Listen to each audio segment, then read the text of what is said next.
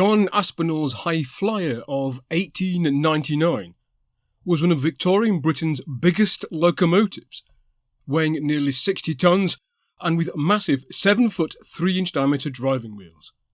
It was built for the Lancashire and Yorkshire Railway. The Lanky, as it was colloquially termed, began life in 1840 as the Manchester and Leeds Railway, and its core route was Transpennine travel between Manchester and Leeds via the Calder Valley. Through mergers and extensions, it eventually totalled 590 route miles, from the west coast, from Liverpool in the west, to Goole in the east, and as far as York in the north. Because of its intense passenger and goods service, it operated over 1,600 locomotives. By the end of the 19th century, the Lanky was building its reputation as the business line, carrying well-to-do mill and factory owners to their offices. This was a prestigious and growing traffic. John, later Sir John Aspinall, was the locomotive superintendent of the Lanky, and he saw the need for a big, fast passenger locomotive. These had begun to be introduced by his predecessor Barton Wright in the 1880s. Aspinall continued to build examples of Barton Wright's 6-foot 440s as his own Class 2, but from 1891 produced a larger version with 7-foot 3-inch wheels, which became known as the Flyers. But a few years later, something even bigger was needed. In 1898, Aspinall and his former Great Southern and Western Railway of Ireland colleague Harry Ivett of the Great Northern Railway were contemplating solving similar traffic issues on both of their lines. They settled on a 442 or Atlantic wheel arrangement. Ivett produced his first Atlantic, and thus the first Atlantic in Britain, in 1898. Ivett's locomotive used a fairly small boiler, but Aspinall decided a big locomotive needed big wheels and a bigger boiler, and thus his Class 7 or High Flyer was born. It used 7-foot 3-inch diameter driving wheels and two 19 by 26-inch inside cylinders worked by joy valve gear. The boiler was 15 feet between the tube plates, and Belpaire fireboxes were used. Working boiler pressure was 180 psi, which gave, at 85% cut-off, a tractive effort of 16,506 pounds. The tenders were fitted with water scoops to pick up water on the move.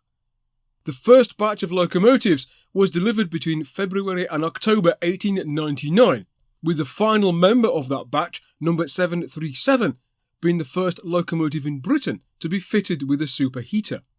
These were fast, powerful locomotives which were put to work on the 40-minute expresses from Manchester to Liverpool. And one example, number 1417, after being fitted with modified valves, achieved some legendary speeds on the Liverpool run. Whilst there is no official confirmation of it hitting 100 miles per hour, they were certainly running in the high 90s, with an average speed on some parts of the route of over 85 miles per hour. In 1901, disaster struck number 1397 when, on September the 9th, it was checked by a signal near Wigan.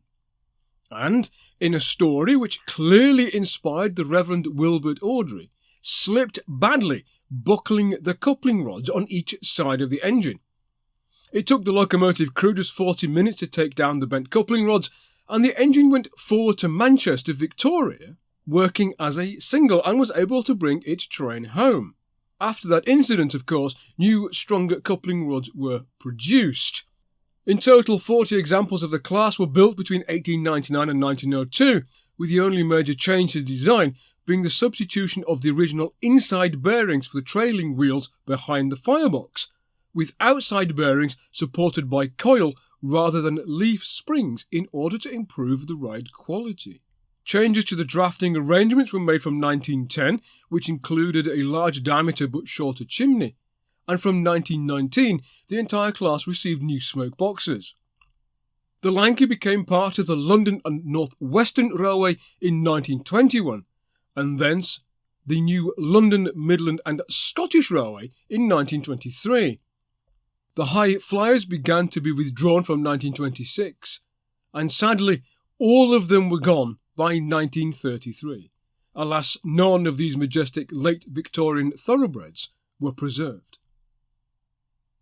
I hope you have enjoyed this quick look at Aspinalls High Flyer, and if you have, please like, share and subscribe, and you can also support this channel through Patreon and Ko-fi. And I look forwards to seeing you all next time on Rail Story.